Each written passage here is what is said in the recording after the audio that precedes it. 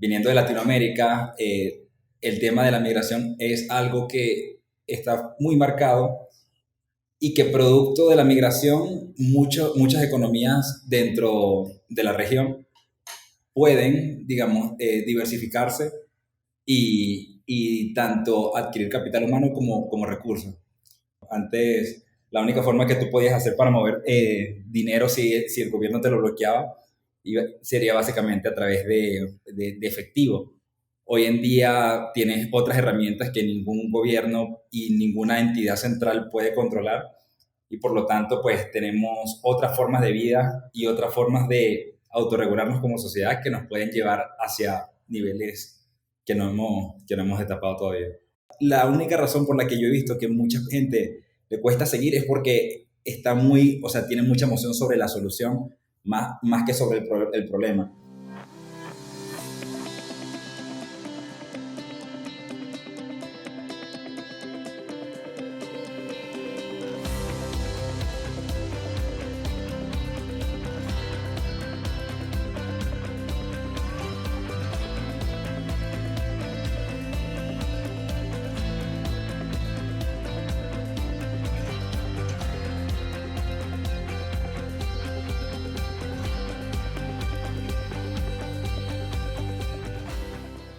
Kevin, quiero comenzar con esta frase que tienes en tu biografía en LinkedIn, en el About, y que dice lo siguiente. El potencial económico de América Latina no se desatará mediante ataques políticos frontales, sino mediante la implementación de sistemas tecnológicos sofisticados que creen formas inteligentes de administrar y distribuir los recursos. Esta frase cuando la vi, para serte sincero, la forma en la que yo salí de Venezuela, que es como están saliendo muchos de los venezolanos ahorita, decepcionados por el gobierno, pensando que va a llegar una solución de algún lado, uno cree bueno, que la forma es que algo va a llegar y lo va a cambiar y todo va a mejorar. Y cuando me encuentro con esta frase, me encuentro con personas como tú, me doy cuenta de que nosotros mismos somos los que tenemos que darle la solución al país que queremos, ¿no? Entonces eso me da un poquito de esperanza y creo que es una de las cosas por las cuales de verdad busqué tenerte aquí en el podcast y que conversáramos, y te doy la bienvenida a tu nueva casa, Migrantes Exitosos, por lo que has venido haciendo. Pero quisiera comenzar un poquito porque esto es una historia que vienes tú detrás, esto no es algo que salió de la nada.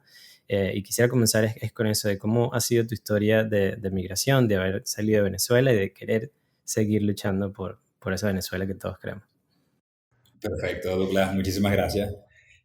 Como tú bien dices, tengo esa filosofía de que en Latinoamérica podemos destapar mucho potencial si aprendemos a encontrar unas formas de vida que se adapten a nuestra forma de ser. Y bueno, esto también tiene que ver bastante con mi historia. Yo soy de Venezuela, crecí en el estado Trujillo, en Valera, y gracias a Dios estuve expuesto bastante a la tecnología allí, puesto que mi madre tenía un cybercafé. Y bueno, básicamente, como muchas personas, a la temprana edad me empezó a apasionar la tecnología y me apasiona también el tema de la economía. Viniendo de Latinoamérica, el tema de la migración es algo que está muy marcado y que producto de la migración muchas economías dentro de la región pueden, digamos, diversificarse y tanto adquirir capital humano como recursos. Pero volviendo un poco entonces a mi historia, de nuevo salí en 2013 de acá a Colombia, donde cursé los estudios de economía. Migré a Estados Unidos junto con mi hermano en búsqueda de querer emprender un negocio de tecnología. En ese momento estábamos siguiendo muy de cerca el tema de las criptomonedas, que llevaba un par de años en curso, y vimos la oportunidad de traer lo que es el mundo de las criptomonedas a Venezuela, ya que en el 2013 conocimos a unas personas que estaban metidas en el mundo y habían desarrollado una tecnología para lanzar un exchange. Dado que Venezuela sufre una inflación alta y teníamos controles de cambio muy severos en aquel entonces, vimos en el Bitcoin una forma de permitirle a las personas en Venezuela acceder a un servicio que de otra forma no hubiesen podido tener, ya que bueno, básicamente el sistema bancario tradicional estaba bloqueado. Y básicamente eso nos permitió a nosotros, y ahí caer de nuevo en esa filosofía de que cuando uno puede utilizar estas nuevas tecnologías que nos presenta el desarrollo humano, como el Internet o el blockchain, podemos crear soluciones para problemas de los cuales antes tenían soluciones, digamos, más tradicionales, como por ejemplo, antes la única forma que tú podías hacer para mover dinero si el gobierno te lo bloqueaba sería básicamente a través de efectivo.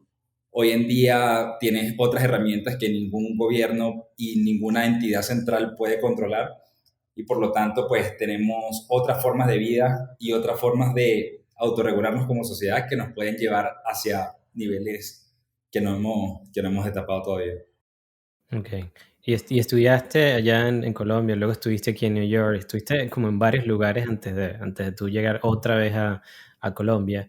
Y ahorita que mencionabas eso de la empresa que creo que se llamaba Sur Bitcoin en ese momento, y que la empresa, digamos que no, podríamos decir que falló, la cerraron, la Correcto, empresa. muy buena pregunta. Bitcoin nace en el 2014 y dura hasta febrero de 2017. Durante esos 3 años, el exchange creció a una base de usuarios de más de 30.000 usuarios y $1 millón aproximadamente en volumen de trading mensual. Hoy en día ese volumen es muy superado por la actividad diaria que hoy en día se presenta en Venezuela, y la razón por la cual tuvimos que suspender operaciones fue que en un principio Surbitcoin operaba en un área gris, es decir, en Venezuela no estaba ni regularizado ni condenado el tema de las criptomonedas. Sin embargo, nosotros operábamos como un exchange centralizado, similar a como opera en Estados Unidos Coinbase o Gemini, en el sentido que teníamos una cuenta bancaria en varios bancos principales, Banesco, Mercantil, BOD, por nombrar algunos. Aceptábamos depósitos de los clientes, verificábamos que ese dinero había ingresado, se lo aprobábamos en el exchange y ellos podían comprar Bitcoin y también podían hacer la operación en sentido contrario, para vender Bitcoin por bolívares.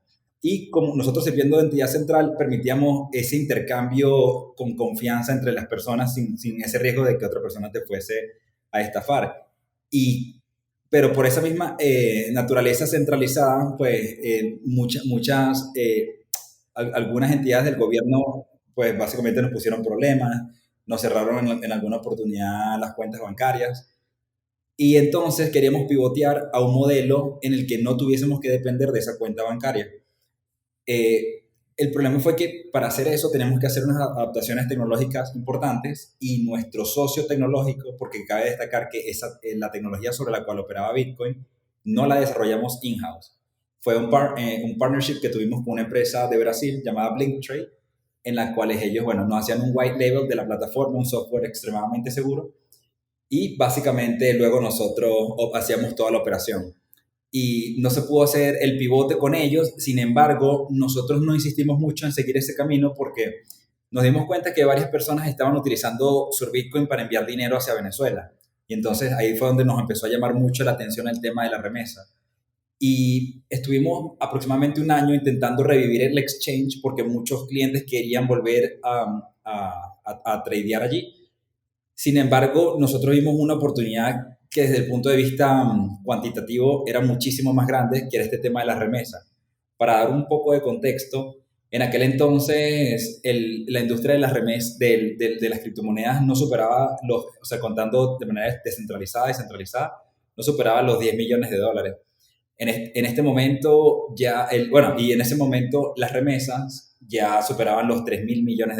Entonces, claro, nosotros vimos como una intersección muy importante entre el mundo de las criptomonedas y el mundo de las remesas, que era este valor que la diáspora, con su sudor, saliendo del país en búsqueda de mejor oportunidad económica, pues envía hacia el país mensualmente. Entonces estamos viendo cómo esa dinámica de remesas, que en aquel entonces ya habían superado los $3 billones, estaba creando una microeconomía dentro del país.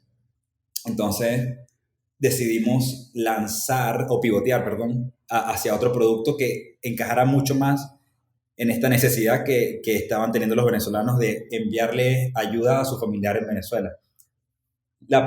Para contarte un poco allí, entonces, bueno, en el 2018 empezamos a tratar de desarrollar una billetera digital que le permitiese a los venezolanos enviar dinero en forma de una criptomoneda estable. Una criptomoneda estable, para aquellos que no sepan, es una moneda cuyo precio en este momento está anclado a un commodity relativamente estable como el dólar, perdón, a una moneda fiat como el dólar. Y ¿qué pasa? La primera vez que aplicamos a Y Combinator, en una aceleradora conocida en Estados Unidos para buscar apoyo para desarrollar este producto, la primera vez nosotros fuimos con el concepto y con un producto muy piloto, muy sencillo, y no les gustó el approach que teníamos, porque básicamente no vieron cómo, o sea, cómo ese producto eh, ¿Pudiese lograba. generar dinero o pudiese...? Exacto, pudiese generar dinero uno porque era un mercado altamente competido donde las tasas de los márgenes están tendiendo hacia cero por la alta competitividad, y también no lo veían como algo de repente que fuese innovador, ya que hay muchas billeteras digitales hoy en día allá afuera. Entonces, sin embargo, nosotros teníamos, como también veníamos del mundo fintech y sabemos que lanzar una billetera digital no era fácil desde el punto de vista que tienes que tener unas licencias de transmisión de dinero en cada corredor y jurisdicción desde el que vas a operar, es bastante intenso desde el punto de vista regulatorio y de capital. Entonces, nosotros vemos a través de un estudio de una firma económica en Venezuela llamada Consultores 21, que gran parte de esas remesas, más del 60%, se está gastando directamente en alimentos y medicinas. Entonces, en vez de lanzar la wallet, primero la billetera digital, decidimos también hacer otro pivote más y lanzar el marketplace, que el marketplace sí nos permitía básicamente tener clientes de cualquier parte del mundo desde el día uno. Y hicimos un piloto muy sencillo utilizando Shopify, para no gastar muchos recursos tecnológicos construyendo algo desde cero, y después pudiese que el mercado no quisiese esa solución. Entonces desarrollamos algo muy básico usando Shopify, montamos Cocomercado en enero de 2019 y nuestro socio Francisco tenía una base de seguidores importantes, hizo el anuncio y empezamos a darnos cuenta que Instagram era un buen canal para atraer clientes venezolanos desde afuera hacia este producto para ayudar a sus familiares adentro. Se fue corriendo la voz, luego 6 meses después volvimos a aplicar a Y Combinator, le habíamos comentado que este Ahí ya producto... antes de que llegues a esa parte, que todo suena hasta ahorita muy bonito, como que tú dijiste, bueno, sí, fundé esto, cerré lo otro y aquello y seguí y tal. Pero cuando lees un poco sobre tu historia, fue la impresión que me dio a mí. Cuando, por lo menos yo en mi caso, y creo que muchas personas se identifican conmigo, que no han creado algo, digamos, como tan grande, o digamos una empresa, algo que ofrezca un servicio o algo así, es muy fácil creer que si falla algo, después no lo puedo volver a hacer.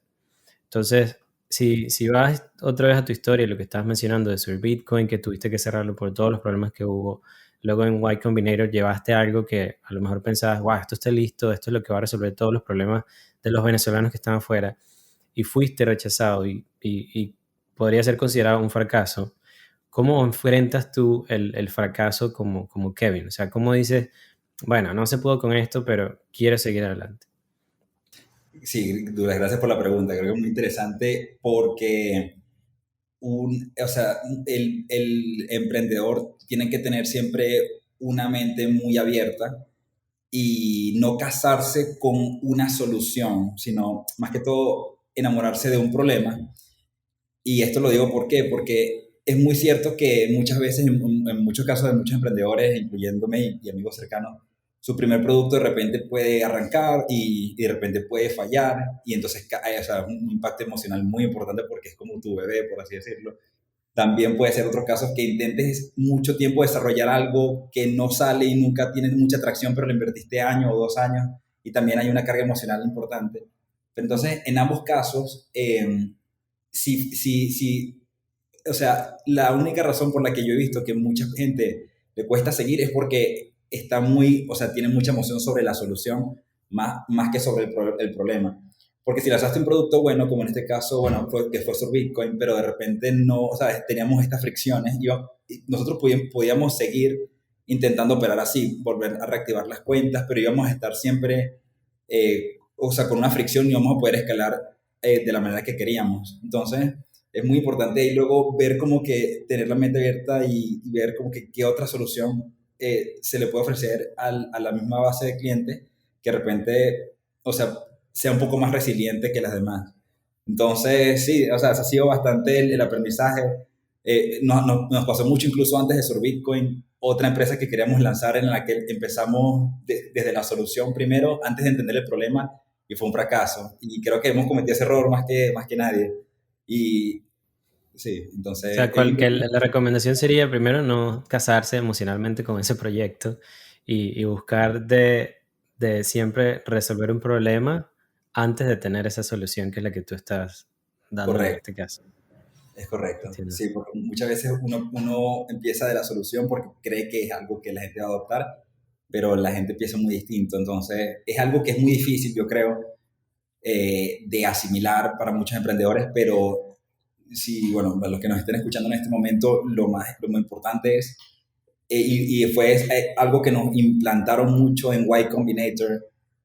De hecho, el eslogan que ellos tienen allá es Make something people want. Haz algo que la gente quiera. Y ellos tienen esta cultura de tienes que estar hablando con tu cliente todo el tiempo. Yo, bueno, cuando teníamos ya 6 meses que ingresamos a Y Combinator, yo estaba tratando de desligarme un poco de las operaciones de soporte del cliente. Y el consejo de ellos fue, o sea, tú no te puedes desligar de soporte al cliente por lo menos por los primeros 2 años, tienes que estar muy al día de cuáles son los problemas que tiene el cliente, de tal manera que puedas seguir, digamos, innovando y apoyando al equipo en ideas pues creativas para seguir brindando soluciones. ¿Tú consideras que toda startup debería pasar por algo como Y Combinator o es algo que no es necesario? Wow, sí, o sea, no es necesario. Hay empresas muy exitosas en Y Combinator, pero si bien una aceleradora, no solamente Y Combinator, hay varias. Pero el caso particular de Y Combinator es algo que, bueno, todo el mundo que sea emprendedor debería intentar aplicar. O sea, solamente la aplicación te atrae mucho valor, porque es llenar un formulario donde tienes que hacer una serie de preguntas que te ayudan a afinar tu idea y tu producto. Entonces, solamente aplicar es una ganancia. Ahora, si te aceptan, es una ganancia aún mayor porque te brindan capital, te brindan know-how y te hacen parte de una especie de network en el cual se te hace, no que voy a decir que es fácil, pero se te hace mucho más fácil acceder a capital. Y como pues, siendo emprendedores latinos, siempre pues los números muestran que obviamente pues no, el venture capital no cae mucho hacia, ¿sabes? Hacia emprendedores latinos. Está cambiando con el tiempo y más ahora que Latinoamérica está emergiendo con bastantes empresas de unicornio como Rappi o Como Bits Rappi, sí. en México, que recientemente fue el primer cripto unicornio en Latinoamérica. Bueno, creo que seguido de Ripio, perdón. Entonces, bueno, hay un auge bastante y cada vez está aumentando capital, pero pertenecer a alguna aceleradora de renombre, sin duda alguna, te ayuda mucho a tener esas alianzas con inversionistas y que es, o sea, es clave para poder, digamos, sobrevivir en un mundo tan competido. Claro, y que me imagino que cuando buscas de tú tener de tener más capital, pero que tienes ese respaldo, obviamente es mucho más fácil para tú poder conseguir aún más capital y poder, digamos, como poder poner en operación la empresa y el startup que tienes. Claro. ¿Cuál crees tú que sería o qué le recomendarías a una persona que está tratando que tiene una idea y que no sabe cómo ponerla en práctica para tener una empresa, para buscarle una solución a ese problema? Buena pregunta. Lo primero es tener muy definido, intentar definir en palabras muy sencillas el problema.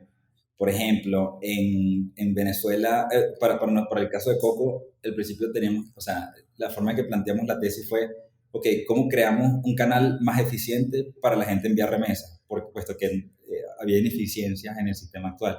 Entonces, poner el problema en palabras muy sencillas ayuda mucho. Ya luego es, si se tiene una solución en mente, intentar desarrollar lo mínimo posible Si es un producto de software, mejor porque es muy sencillo desarrollarlo y testearlo y hoy en día hay muchas herramientas. Y la idea es desarrollar lo mínimo posible sin gastar mucho tiempo en cómo se ve. O sea, hay un dicho que dicen que si tu primer producto no te avergüenza, lanzaste muy tarde. En Y Combinator también te meten este chip de que si tu producto mínimo viable tardó más de un mes en salir, o sea, te tardaste mucho y lo estás haciendo mal. Porque la idea, lo más importante es no perder mucho tiempo, porque el tiempo es lo más valioso. Entonces, si tienes una idea que intenta definir el problema y sacar una solución súper básica lo antes posible y ponerla enfrente del cliente y empezar a mejorarla basada en el feedback del cliente. O sea, que sí fue como justo ustedes comenzaron con Coco y es lo que ha hecho que Coco sea lo que es hoy en día. Correcto. Y Coco comienza, como mencionabas tú, un wallet y ahora pasa a ser un marketplace donde las personas pueden comprar, donde los venezolanos, bueno, todo el mundo puede comprar y enviar cosas a Venezuela. Y creo que ya bastante gente lo conoce ya allá en el país. Felicitaciones por eso. Pero quiero saber hacia dónde crees tú que va dirigida ahora la empresa. ¿Cuál es el siguiente paso de Coco? Perfecto.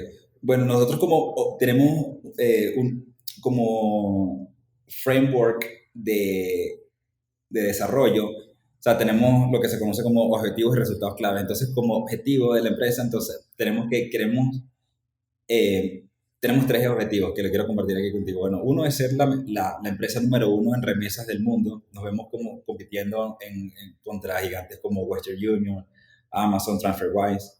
El segundo objetivo es causar un impacto económico positivo en esas economías recipientes donde operamos. Y el tercero es ser la mejor empresa del mundo para trabajar. Si queremos ser como un referente de trabajo remoto, digamos, eficiente en el mundo. ¿Y para qué digo esto? Porque esto define mucho hacia dónde va la empresa. En términos de tecnología, el querer ser la empresa número uno del mundo en remesas nos obliga a que no solamente podemos pensar en términos de marketplace, sino que tenemos que pensar en todas las necesidades que tienen las personas que envían ayuda, ya sea en forma de alimentos, comida o dinero a su familia en cualquier país. Entonces, el primer producto que lanzamos fue, bueno, Coco Mercado. Es un producto que ha crecido mucho, está creciendo, sigue creciendo. Lo seguimos mejorando constantemente en base al feedback del cliente. Sin embargo, ya estamos trabajando en nuestro segundo producto, que es una billetera digital, que es la billetera digital que queríamos lanzar inicialmente. Lo bueno es que hoy en día ya la tecnología con la que queríamos desarrollarla está mucho más madura. Tenemos sí, un ecosistema de cripto mucho más adoptado y más entendible en el país. Entonces, ahora vamos a desarrollar otro producto. Hasta el momento le estamos llamando internamente la Coco Wallet. Puede ser que salga con otro nombre, pero le va a permitir a una persona desde cualquier parte del mundo enviar dinero en forma de dólares o stablecoin a su familiar en Venezuela. Y ya tenemos una red importante de comercios que van a aceptar este método de pago. Y entonces, claro, nos sumamos a este tema de que ya hay otras iniciativas en Venezuela como billeteras digitales.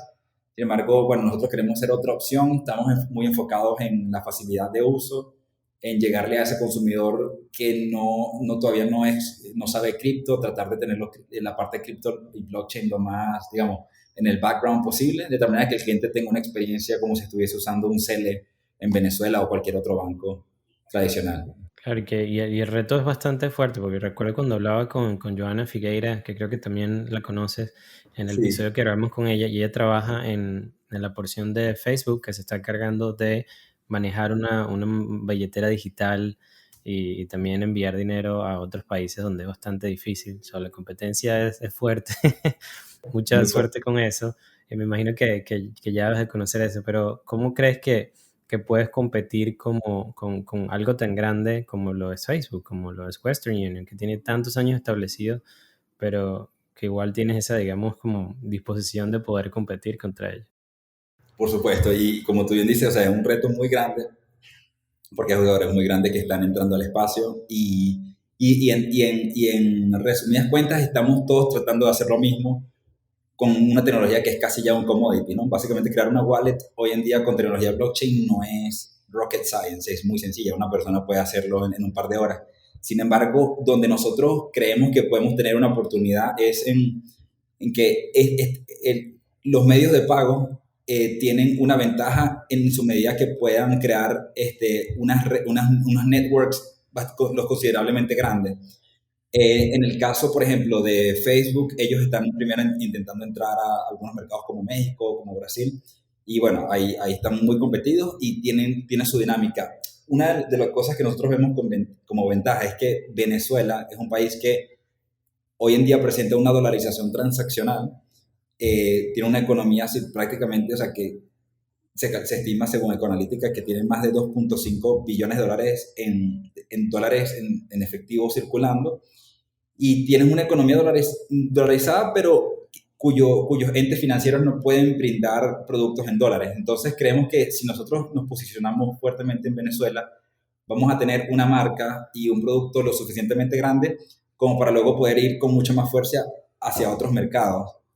Esa es una parte, como la parte del network effect.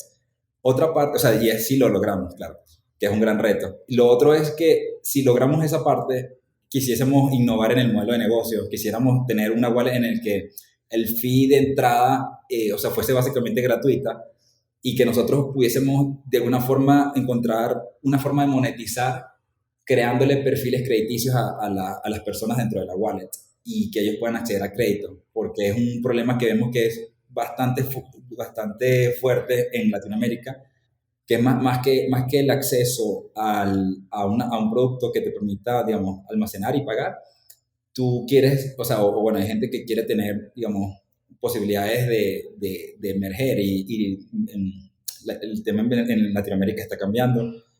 Con el gig economy, un desarrollador, ¿por qué no puede crear en una wallet un perfil crediticio que le permita acceder a créditos hipotecarios o cosas así? Entonces, queremos crear un producto muy sencillo, pero y ver cómo de manera inteligente utilizar la data generada por el producto para crear un modelo de negocio innovador. No sé, no te podría dar una respuesta más clara, pero tenemos fe en que, o sea, si podemos innovar en el modelo de negocio más que en la interfaz, podemos tener también una oportunidad de competir. Es que estoy tratando de entender un poco tu forma de pensar y de cómo ver las cosas, porque para serte muy sincero, en ese momento cuando hablo con Joana y ella me dice todo lo que está trabajando en Obi, todo lo que se está haciendo, cuando lo googleo, yo digo, bueno, ya, esto ya va a estar listo, y luego me encuentro con alguien así como tú que dice, yo puedo hacerlo en algo pequeño como Venezuela, quizás Facebook ve a todo el mundo, pero comienzo aquí y luego me expando. Entonces, ¿cómo identificas tú esos problemas? ¿Cuál es como digamos, tu forma de procesar esos problemas y identificarlos? Para Claro, yo poder llevarlos a algo en lo que yo pueda solucionar un problema, desde yo mi profesión como enfermero o el que está escuchando en su profesión, poder identificar esos problemas. buen punto. Yo creo que en el caso, por ejemplo, de este tema de las billeteras digitales, algo muy importante es que yo creo que, por ejemplo, el hecho de venir de un país cuya infraestructura financiera está bastante, digamos, deteriorada, te hace ver las cosas, pues obviamente desde otras perspectivas.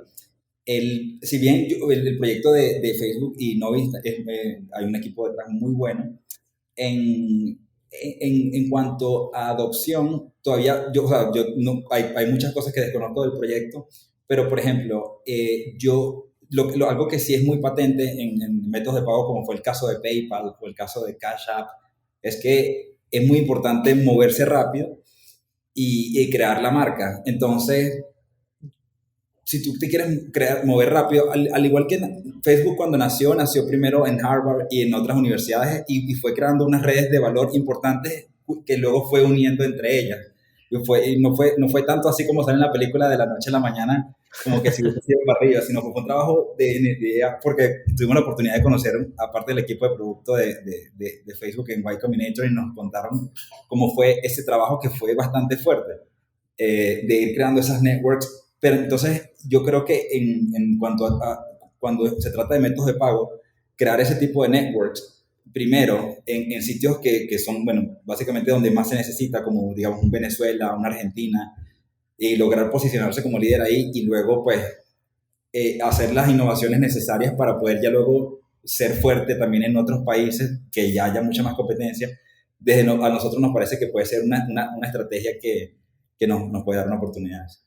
¿Y crees que también sea mucho más fácil de tú poder ver ese problema y buscarle la solución porque tú lo viviste o porque digamos, ahorita vives en Colombia y Colombia es muy parecido a Venezuela y desde allá pues puedes tener, digamos, como que reconocer cuáles son esos problemas que hay en Latinoamérica que por lo menos yo no conozco y que tú le estás dando solución? O sea, como vivir en el field, vivir en el campo, ¿se te hace más fácil para ti poder solventarlos o poder buscar la solución? Bueno, buena pregunta, porque es que, bueno, de hecho yo no vivo en Colombia. Ahorita yo estoy en Colombia por unos meses porque se encuentra acá mayor parte del equipo. Yo desde 2013 he estado viviendo en Estados Unidos y desarrollando, bueno, productos para Venezuela. Yo llevo 8 años sin ir a Venezuela. Entonces, o sea, por eso, o sea, un poco, o sea, lo menciono o sea, para hacer contraste con lo que mencionas de es necesario estar allí para solucionar, para crear soluciones. Y yo diría que no, pero siempre, ciertamente ayuda, o sea, tener, o sea, poder palmar o por lo menos venir de ahí, conocer las idiosincrasias del país que estás atacando ayuda mucho. Pero independientemente de eso, yo creo que aun cuando uno no esté físicamente en la región, hoy en día con las tecnologías de la comunicación y con tan, o sea, o sea, uno puede hacer uno para hacer buenas inferencias sobre problemas y solución, uno se puede basar en una mezcla entre investigación, y porque hay muy buena investigación de, digamos, de varias universidades que la hacen pública, y tú puedes investigar de varios mercados allí y tener una buena idea bastante objetiva de la realidad. Y eso lo mezclas con entrevistas a tus clientes potenciales y ya automáticamente vas a tener algo bastante acercado hacia lo que puede ser la definición de tu problema o solución, independientemente de que estés o no allí. Ok, ok, ok. Wow, genial. De verdad que estoy aquí tomando nota mental y luego voy a escuchar el episodio como 10 veces para poder entender todo esto que estás diciendo. Pero de verdad, que te felicito, Kevin. Me parece increíble lo que estás haciendo con Coco. Sé que está solventando un problema súper importante que tenemos todos los venezolanos en Venezuela y sé que lo vas a seguir haciendo porque veo que tu mente sigue funcionando allí para conseguir muchas más cosas. Pero quisiera, obviamente, conocer un poquito más y saber que, por lo menos para mi definición, ya eres obviamente un migrante exitoso, pero quiero saber cuál es tu definición de éxito en este momento.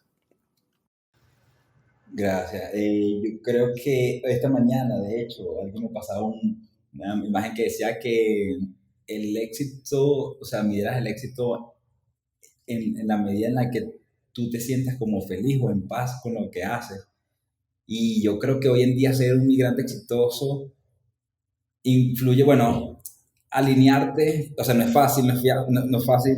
Yo creo que si hubiese una forma de poner la palabra éxito en gerundio, o sea, sería ideal, pero yo creo que no se puede en el sentido de que el éxito pues, es algo que yo creo que la gente debe, digamos, practicar o sea, no es un estado que se alcanza y ya se llega allí, pero para el migrante es importante, como todos pasamos al principio, bueno, digamos, mantenerse bastante humilde, bastante con los pies en la tierra, siempre y, bueno, ser muy agradecido eh, y poder, digamos, alinearse con el propósito de vida que tiene uno, con los valores, con lo que a uno le apasiona. Y en la medida en que uno, yo creo que tenga la bendición de poder dedicarse a lo que le apasiona y que pueda vivir de eso, yo creo que puede ser una definición para ser migrante exitoso. Gracias, gracias, Kevin, de verdad. A los que estén viendo esto en casa, pues recuerden suscribirse al canal de YouTube y si lo estás escuchando, también suscribirte en cualquiera de las plataformas de podcast para que así lo puedas recibir la próxima vez que suba un episodio, que es todos los martes a las 7 de la mañana. Gracias, Kevin, de verdad. Muchísimas gracias. Y esto fue Kevin Charles para Migrantes Exitosos. Gracias. Gracias, Douglas, un placer.